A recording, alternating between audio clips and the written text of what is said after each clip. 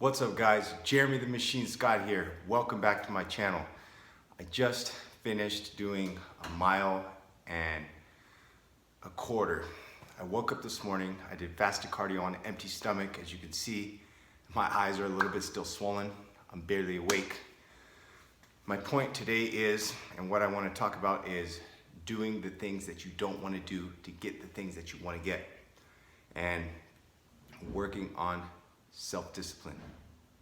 That's one thing that you have to remember when you wake up in the morning, is that if your goal is to lose weight or to stay lean, to stay healthy, or if your goal is fat loss, you can't wait until you feel like doing cardio, or you can't wait until you're in the mood for doing cardio. So you have to remember that when you approach your fitness plan or your fitness program, is there's going to be some days where you really don't feel like doing it.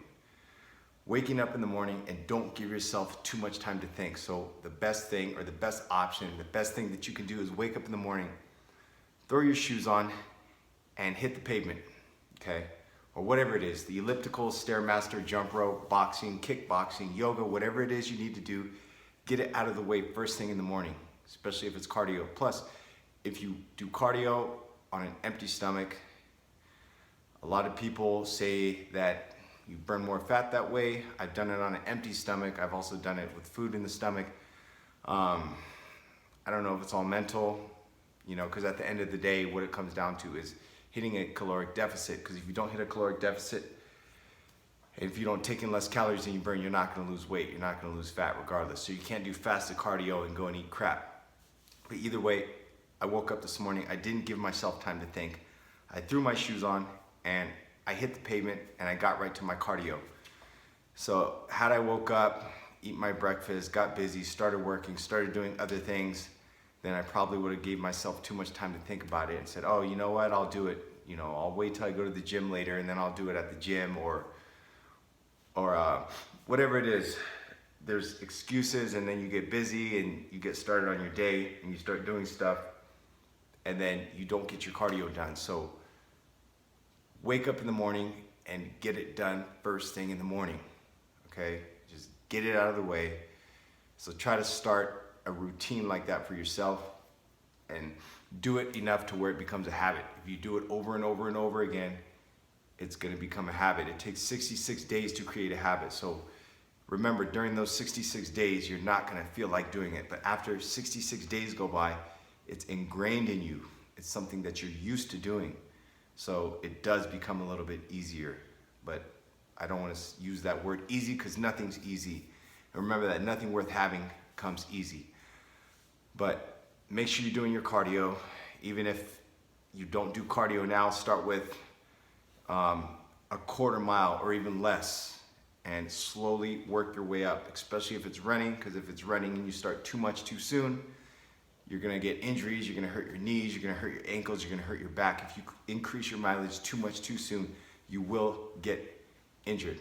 And if you start out with your goals too aggressive, you are gonna get burnt out. The body doesn't like to be shocked. Start out little by little.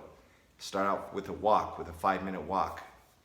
Go outside, walk your dogs, or just walk and have your morning meditation. Just start with something small, and slowly from there, slowly build it up. But just don't do too much too soon. Remember, if you do too much too soon, then you will get burnt out. Don't think you're different.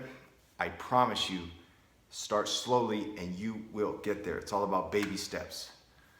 So these are your morning thoughts on cardio and how to get started on a cardio plan, and incorporate that into your workout plan. And make sure you try to do it first thing in the morning. Don't wait till the weather's nice, till there's nice weather conditions, or because it's windy or rainy so you don't want to go. Fuck that. Go and do your cardio.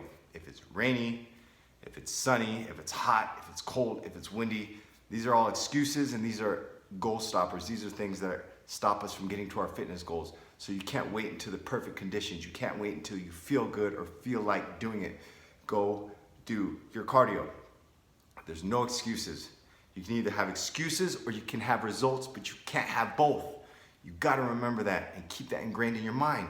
Even if it's a good excuse, whatever the excuse may be, even if it's a good excuse, it's still an excuse, and an excuse is gonna stop you from getting to your fitness goals. Unfortunately, your fitness goals do not care about your excuses. They don't care that your dog is sick. They don't care that your mom is in the hospital. Your fitness goals don't wait for that. Your fitness goals do not care. Unfortunately, this is just the truth. It doesn't matter. So there's always things going to be in the way. There's always going to be reasons to not work out. There's more reasons to not work out than there are to work out. It's very, very easy to find an excuse. I'm busy. I got to take care of these things. I don't have time. No, you do have time. It's just you don't want to do it. You don't want to do it bad enough. So I don't have time. I don't have time to do this. Make time for the things that you want in life, for the things that you want to do. You make time for it. So remember that and keep that in your mind, and make sure that you're practicing self-discipline daily, doing the things that you really don't want to do, but doing it because you know that you need to do it. Because think about what's going to happen if you don't do it. A lot of pain and a lot of suffering. So think about, is that how you want to live your life? Pain and suffering, long-term pain and suffering.